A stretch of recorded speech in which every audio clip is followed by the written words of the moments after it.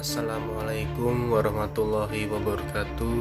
Halo, perkenalkan saya Argani Abdul Fakih, mahasiswa sejarah dari Universitas PGRI Palembang. Nah, saya di video ini akan menjelaskan bagaimana Islam sampai ke Indonesia. Untuk videonya silakan saja ditonton. Agama Islam adalah agama yang muncul pada abad ke-6, yaitu pada saat Nabi Muhammad SAW dijadikan seorang rasul atau utusan dari Allah Subhanahu wa Ta'ala. Dan agama Islam pertama kali berada di Timur Tengah, yang negaranya adalah Saudi Arabia. Islam berkembang dan menyebar secara perlahan ke negara-negara tetangga, baik dengan cara peperangan maupun dengan cara yang damai.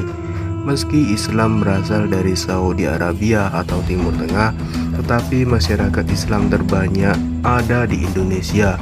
Maka orang bertanya-tanya, bagaimana Nusantara atau Indonesia bisa memiliki masyarakat Islam terbanyak?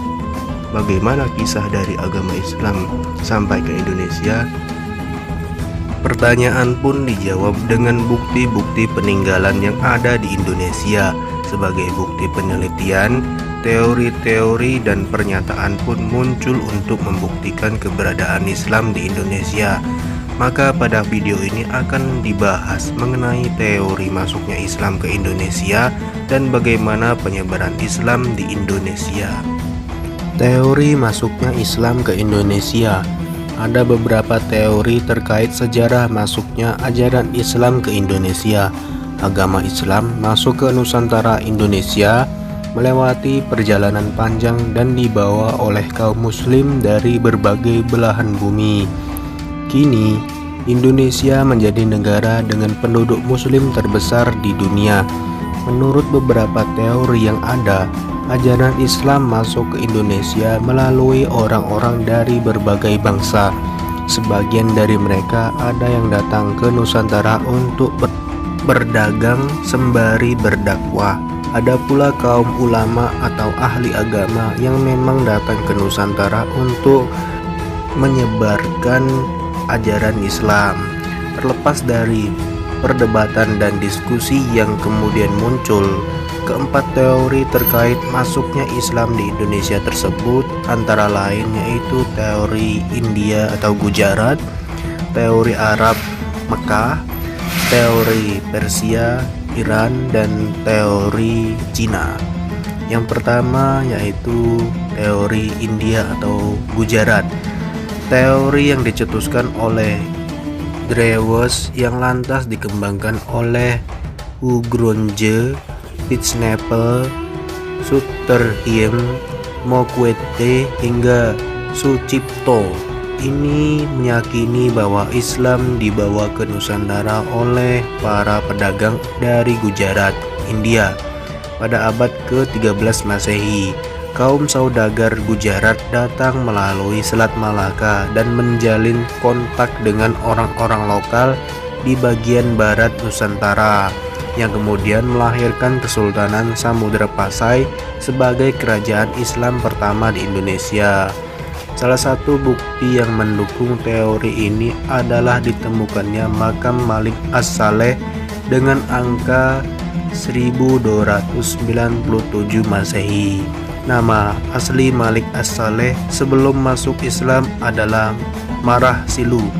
Ia merupakan pendiri Kesultanan Samudra Pasai di Aceh.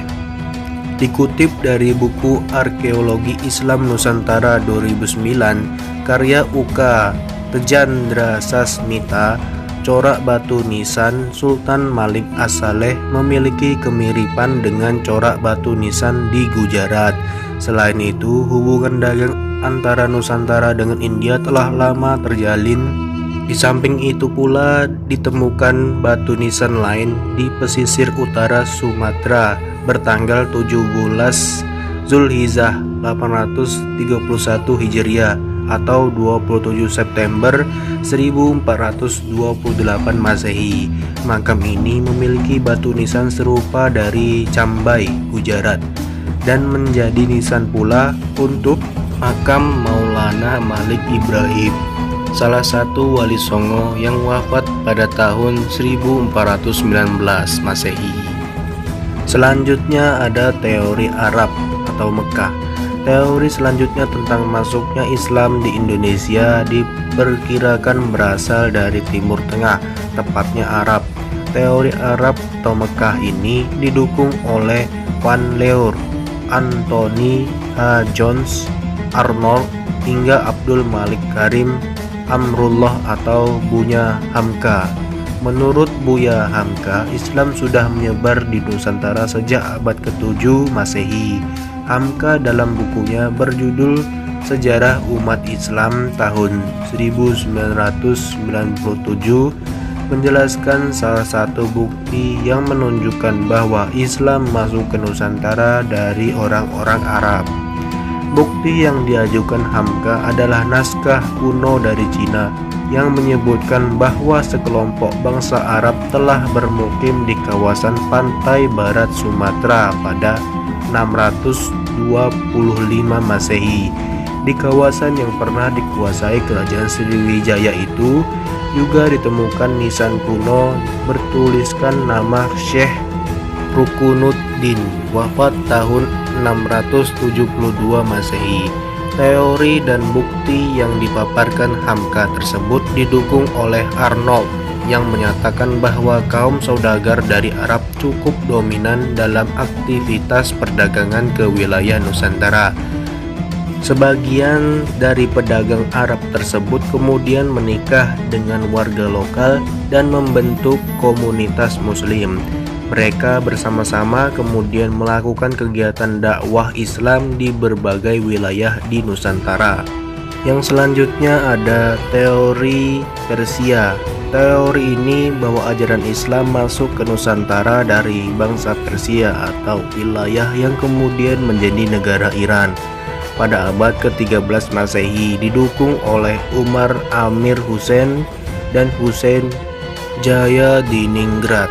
Abdurrahman Misno dalam Reception Drug Selection Modification Antropologi Hukum Islam di Indonesia 2016 menuliskan Jayadiningrat berpendapat bahwa tradisi dan kebudayaan Islam di Indonesia memiliki persamaan dengan Persia. Salah satu contohnya adalah seni kaligrafi yang terpahat pada batu-batu nisan bercorak Islam di Nusantara. Ada pula budaya Tabot di Bengkulu dan Tabuik di Sumatera Barat yang serupa dengan ritual di Persia setiap tanggal 10 Muharram. Akan tetapi ajaran Islam yang masuk dari Persia kemungkinan adalah Syiah. Kesamaan tradisi tersebut serupa dengan ritual Syiah di Persia yang saat ini merujuk kepada negara Iran. Teori ini cukup lemah karena mayoritas pemeluk Islam di Indonesia adalah bermazhab Sunni. Berikutnya adalah teori dari Cina. Penyebaran Islam di Indonesia juga diperkirakan masuk dari Cina. Ajaran Islam berkembang di Cina pada saat Dinasti Tang 618 sampai 905 Masehi, dibawa oleh panglima Muslim dari kekhalifahan di Madinah semasa era Khalifah Utsman bin Affan, yakni Sa'ad bin Abi Waqqas. Kanton pernah menjadi pusatnya para pendakwah Muslim dari Cina.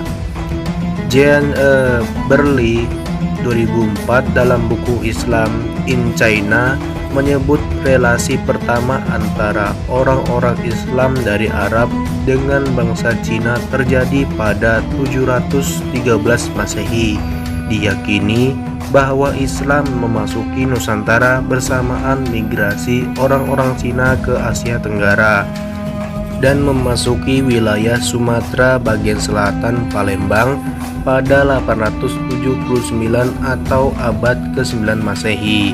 Bukti lain adalah banyak pendakwah Islam keturunan Cina yang punya pengaruh besar di Kesultanan Demak, kerajaan Islam pertama di Jawa, seiring dengan keruntuhan kemaharajaan Majapahit pada perjalanan abad ke-13 Masehi.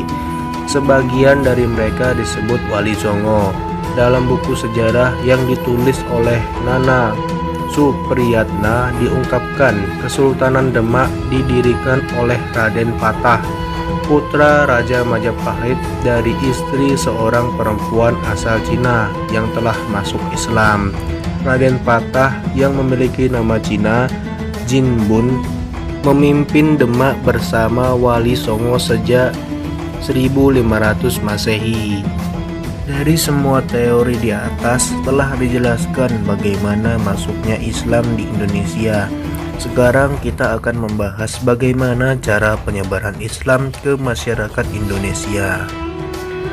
Terdapat beberapa saluran penyebaran pengaruh Islam di Indonesia sehingga bisa tersebar dan perkembangannya pesat di Nusantara. Antara lain melalui saluran perdagangan, saluran perkawinan, saluran tasawuf, pendidikan, dan seni budaya. Saluran yang digunakan dalam proses Islamisasi di Indonesia pada awalnya melalui perdagangan dari para pedagang Arab, Persia, maupun Gujarat. Hal ini sesuai dengan perkembangan lalu lintas pelayaran dan perdagangan dunia yang ramai mulai pada abad ke-6 sampai 16 Masehi. Tidak hanya melakukan transaksi niaga, para pedagang dari Arab, Persia, dan Gujarat mengenalkan ajaran dan nilai-nilai Islam kepada mitranya dari Indonesia, lalu kepada masyarakat sekitar. Sebagai pedagang, mereka bisa bergaul luas dengan semua orang, sehingga suasana pelabuhan yang ramai menjadi kesempatan baik untuk mengenalkan ajaran Islam. Selanjutnya, sejumlah pedagang memutuskan untuk menetap dan mendirikan perkampungan yang tidak jauh dari pelabuhan maupun bandar perdagangan. Adanya perkampungan itu membuat interaksi semakin intens dan membuka kesempatan masyarakat sekitar untuk mengenal lebih jauh ajaran Islam. Apalagi budi dan suri teladan yang ditunjukkan para pedagang semakin menarik banyak orang untuk memeluk agama Islam. Selanjutnya, saluran perkawinan. Saluran perkawinan adalah salah satu cara penyebaran Islam di Indonesia. Pedagang muslim yang menetap ada yang menikah dengan putri raja atau putri bangsawan setempat.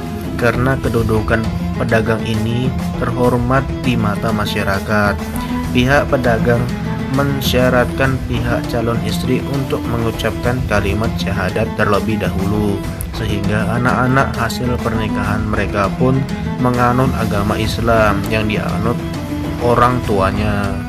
Perkawinan dengan putri kalangan bangsawan dan kerajaan juga membawa pengaruh lebih kuat dalam penyebaran Islam, karena perkawinan yang membuahkan keluarga muslim yang saleh mempengaruhi istana untuk mendukung penyebaran Islam. Bahkan semakin banyak kalangan keluarga istana memeluk Islam, dan lambat laun kerajaan yang tadinya bercorak Hindu-Buddha perlahan menjadi bercorak Islam. Yang selanjutnya, saluran tasawuf. Tasawuf adalah ajaran ketuhanan yang telah bercampur dengan mistik dan hal-hal magis. Kedatangan ahli tasawuf ke Indonesia diperkirakan sejak abad ke-13, yaitu masa perkembangan dan penyebaran ahli-ahli tasawuf dari Persia dan India yang sudah beragama Islam dan baru berkembang pesat sekitar abad ke-17. Pengaruh ajaran tasawuf banyak dijumpai dalam seni sastra berupa babat dan hikayat. Ajaran ini terutama berkembang di Jawa karena ajaran Islam melalui tasawuf disesuaikan dengan pola pikir masyarakat yang masih berorientasi pada agama Hindu. Adapun tokoh tasawuf Nusantara yang terkenal adalah Hamzah Pansuri, Syamsuddin As-Sumatrani, Nuruddin Ar-Roniri, Sunan Bonang, Syekh Siti Jenar, dan Sunan Panggung. Yang selanjutnya yaitu saluran pendidikan. Perkembangan Islam yang cepat menyebabkan muncul tokoh ulama atau mubalik yang menyebarkan Islam melalui pendidikan dengan mendirikan pondok pesantren. Pondok pesantren merupakan tempat para pemuda dari berbagai kalangan masyarakat untuk menimba ilmu agama Islam. Setelah tamat, mereka akan menjadi juru dakwah untuk menyebarkan Islam di daerah masing-masing. Sebagai lembaga pendidik Islam, pesantren berperan melahirkan guru agama, kiai, atau ulama. Maka dari pesantren inilah muncul tokoh ulama atau mubalik yang menyebarkan Islam melalui dakwah dan pendidikan. Di samping memberikan dakwah kepada masyarakat, banyak juga lulusan dari pondok pesantren mendirikan pondok-pondok pesantren baru, sehingga saluran pendidikan Islam di Indonesia semakin tersebar. Selanjutnya ada saluran seni budaya. Berkembangnya agama Islam dapat melalui seni budaya seperti seni bangunan, masjid, seni pahat, ukir, seni tari, seni musik, dan seni sastra. Melalui seni budaya, para kalangan ulama seperti Wali Songo mengajarkan Islam melalui pendekatan budaya agar mudah diterima oleh kalangan masyarakat. Salah satunya Sunan Bonang yang menciptakan gending Durama dan kitab gending Sunan Bonang. Selain itu ada Sunan Giri yang dikenal sebagai seniman yang menciptakan gending Asmarandana dan Pucung. Adapun Sunan yang menonjol di antara Wali Songo adalah Sunan Kalijaga yang memanfaatkan media wayang untuk dakwahnya kepada masyarakat. Oke, cukup sekian video dari saya. Terima kasih karena telah menonton video ini. Jadi seperti itulah kisah bagaimana Islam sampai ke Indonesia, dan Indonesia sampai sekarang ini menjadi negara Islam dan memiliki penduduk Islam terbanyak di dunia. Terima kasih. Oke, saya akhiri. Wassalamualaikum warahmatullahi wabarakatuh.